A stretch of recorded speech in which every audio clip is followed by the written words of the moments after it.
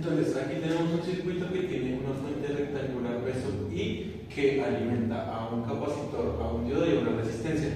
Decimos que P sub I está definido en dos intervalos, un intervalo alto de 7 voltios y un intervalo bajo de menos 4 voltios. Vamos a empezar con el modelo ideal del diodo. Decimos que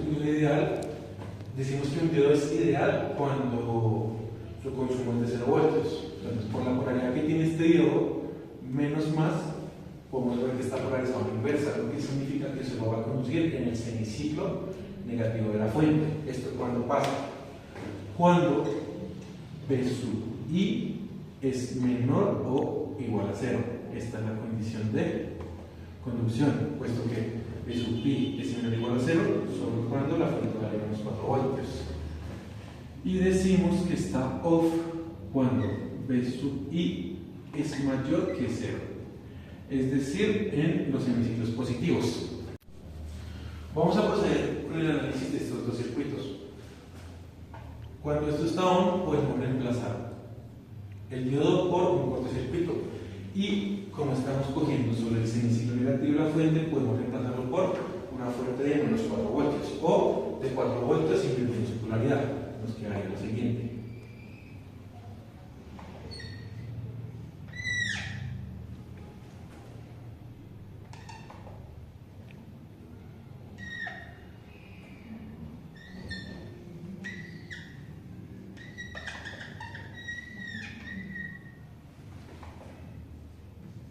Entonces, el análisis de este modelo es bastante fácil, puesto que como podemos ver, se está formando un corto entre la resistencia y el resto del circuito, lo que nos quiere decir que por esta resistencia está pasando un total de 0 de corriente y por consiguiente 0 de voltaje.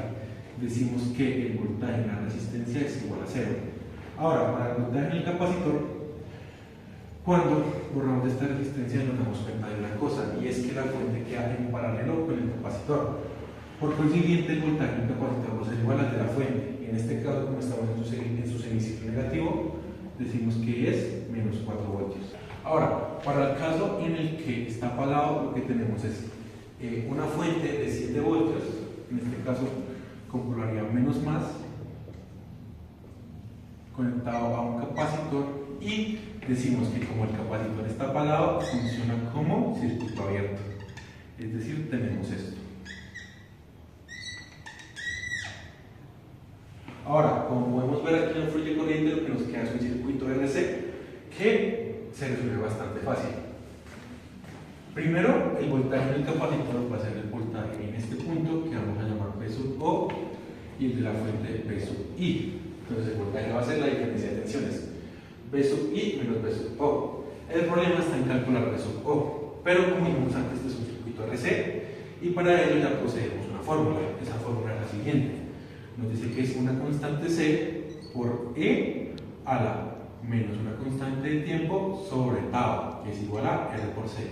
Ahora, para definir este valor C, se define de una manera muy fácil, y es que como el capacitor no puede saltar instantáneamente de valores, decimos que esta C es el equivalente total del recorrido que tiene que hacer la fuente para pasar de un valor a otro. En este caso lo podemos calcular con una resta, con un simple delta.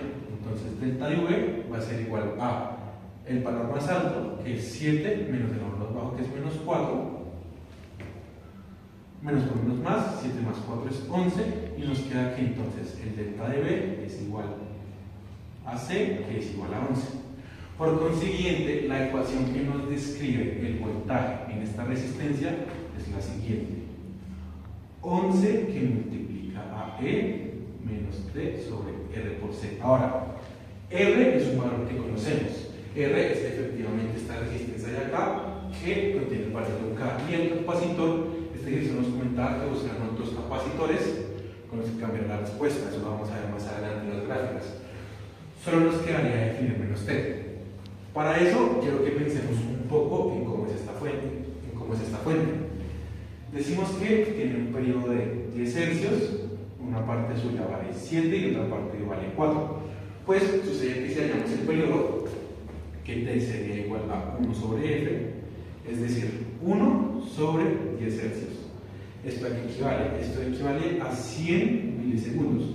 Sucede que una característica que tienen estas fuentes es que la duración es más o menos simple. 50.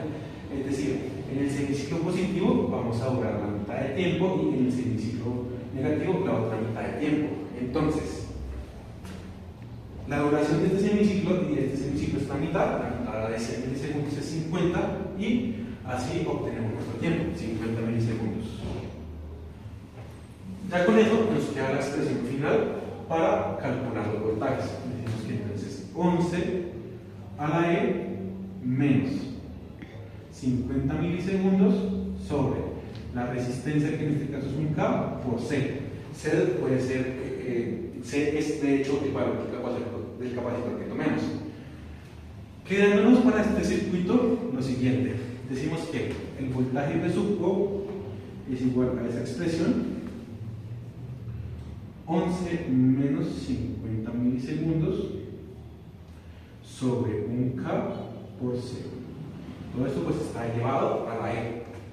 Y decimos que el voltaje en el capacitor pues va a ser la diferencia de tensión entre el valor de la fuente y el valor de V sub O. En este caso, que la fuente toma 7 voltios como valor, tenemos lo siguiente: 7 menos 11 E a la menos 50 milisegundos sobre un K por C. Entonces, continuando con este circuito, vamos a proceder a la explicación del diodo ideal. En este caso, con el diodo ideal, decimos que tiene una caída constante y para este circuito se asumió de 0.7 voltios. Vamos a empezar por explicar el modelo más fácil y es cuando no conduce. ¿Cuándo no conduce? Bueno, las condiciones básicamente se van a mantener, pero ahora el umbral de conducción no va a ser 0, sino va a ser 0.7. Es decir que, manteniendo la polaridad, este diodo no va a conducir, es para su semiciclo positivo, es decir, cuando valga 7 voltios. Esto pasa cuando V sub I es mayor, y bueno, solo mayor a 0.7. Cuando V sub I es mayor a 0.7, cuando la fuente vale 7 voltios. Quedándonos el siguiente esquema.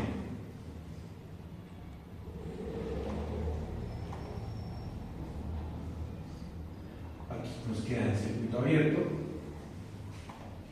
y aquí la resistencia. Como podemos ver, es el mismo caso del ideal, entonces los cálculos van a ser los mismos. Recordarán que ya habíamos dicho que el voltaje en el capacitor va a ser el voltaje de la fuente menos el voltaje de la resistencia, que lo vamos a llamar V sub O. V sub O, la expresión también ya la habíamos definido, que pues se define mediante esta expresión de C a la menos T sobre tau, donde C es la diferencia total de voltaje, o sea, el recorrido, es decir, lo que sube la fuente desde menos 4 hasta 7. En este caso son 11 voltios. El menos T también ya lo habíamos explicado, habíamos definido que como la fuente tiene un periodo de 100 milisegundos, cada duración de la señal constante, es decir, de esta fuente de 7 voltios, va a ser de 50 milisegundos. R ya lo teníamos, sigue siendo un K, que es la misma resistencia, y de nuevo tenemos para diferentes valores de capacitores. Entonces, ¿cómo nos queda este circuito ya para finalizar? BC va a ser igual a BI menos BO, que es la misma expresión que tenemos antes,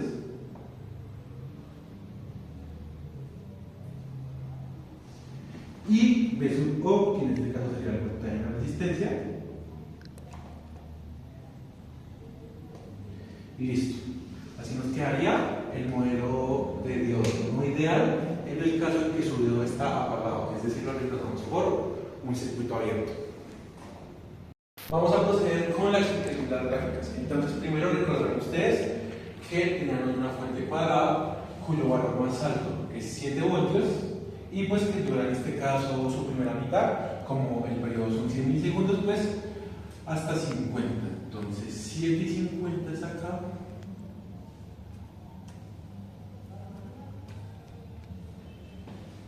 Y luego los siguientes 50 duran menos 4.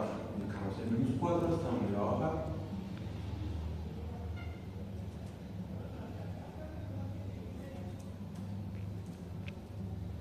Ahora bien, vamos a explicar la resistencia. Entonces, como como el paso de voltaje no puede ser abrupto, el nodo de la resistencia tiene que cargar con la suma de voltaje para que el capacitor pueda cambiar.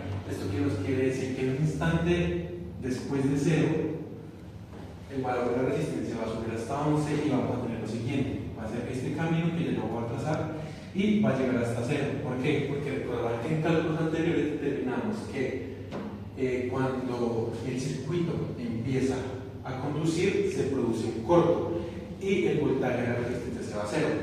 Tenemos más o menos lo siguiente. Si bien el impulso no es muy bien, es aproximadamente esto. Y en un punto alcanza el 0 y hasta el fin del semiciclo es 0. Ahora el capacitor. Con el capacitor tenemos que tener en cuenta los valores del capacitor. El ejercicio se nos pidió un capacitor en el que se notaran muchas diferencias. Vamos a empezar con el de 10 microfaradios. ¿Por qué? Porque este capacitor de 10 microfaradios lo que va a hacer es permitir que prácticamente la señal se cargue hasta los topes o hasta los límites que establece en este caso nuestra fuente rectangular. Va a ser una trayectoria más o menos así. Aquí va a cambiar, que si bien en la gráfica ese cambio se ve abrupto, es porque no podemos hacer el suficiente zoom en este tablero para ver cómo es ese cambio. Va a aparecer una línea recta, pero recordemos que el cambio instantáneo en un capacitor refiriéndose al voltaje es prácticamente imposible. Entonces, con este marcador negro vamos a hacer más o menos lo que sería el capacitor. Empezaría desde 0, se estaría cargando, llegaría a un punto sin necesidad de tocar. Y aquí es cuando decimos que se produce este cambio. Este cambio se produce en instantes de tiempo muy chiquitos, pero no es instantáneo. Diríamos que baja y sigue bajando y llega hasta acá y prácticamente adquiere el valor de esta señal. Y esto sería para el capacitor de 10.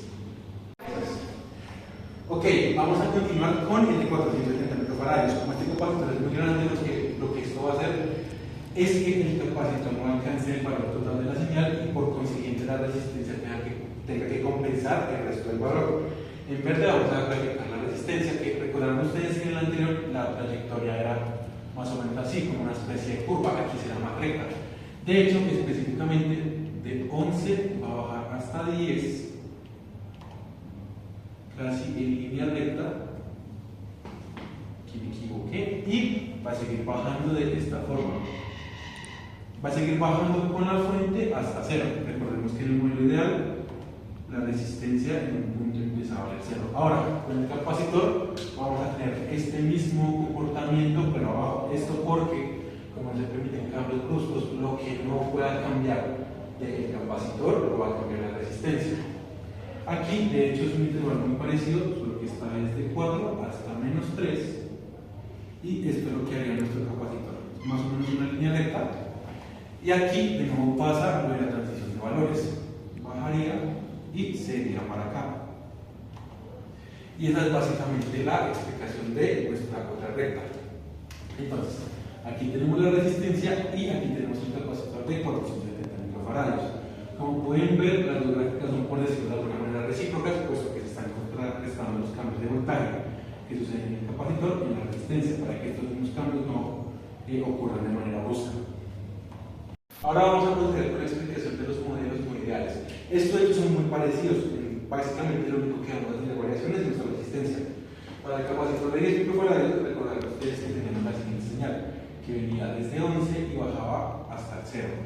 En este caso vamos a tener un comportamiento similar, pero cuando llegue aquí se va a producir un pico, y es que no va a bajar hasta 11, sino va a bajar hasta más o menos aproximadamente menos 0.7. Lo ubicaríamos acá. Y después de esto seguiría así, y ese sería el comportamiento que mantendría la resistencia, puesto que ahora en este intervalo la fuente que hay para con una resistencia, y pues esta fuente que se genera es de menos 0.7 voltios. Por eso la resistencia adquiere el voltaje que en este caso está cayendo en el diodo, y es la única diferencia. Con el capacitor el comportamiento sigue siendo prácticamente el mismo. Sube hasta cierto valor, baja, y esta sería nuestra gráfica para el capacitor de 10 microfaradios. Finalmente, para el circuito ideal con el capacitor de 470 microfaradios tenemos lo siguiente, y es que como pasaba en el anterior ejercicio, su comportamiento va similar, a excepción de la resistencia. Tenemos que baja desde 11 hasta 10. No es exactamente 11, de hecho es 10,9, los datos se pueden obtener tabulando. Baja por acá, sigue esta misma tendencia de la gráfica hasta que llega a un límite y sube para de nuevo alcanzar el valor mínimo de funcionamiento del diodo, que en este caso, como está en paralelo con la resistencia, pues se ve reflejado en él. Y para el capacitor, la misma situación también que teníamos antes. Pues como ya he mencionado varias veces a lo largo de este video, se complementan. Aquí comete un error, no es tanto en línea recta, sino es más bien una diagonal, algo así, como si se trazara como línea recta. Aquí baja y de nuevo toma este valor de la fuente. Y esto ha sido todo por la explicación del circuito número 3 del taller. Muchas gracias.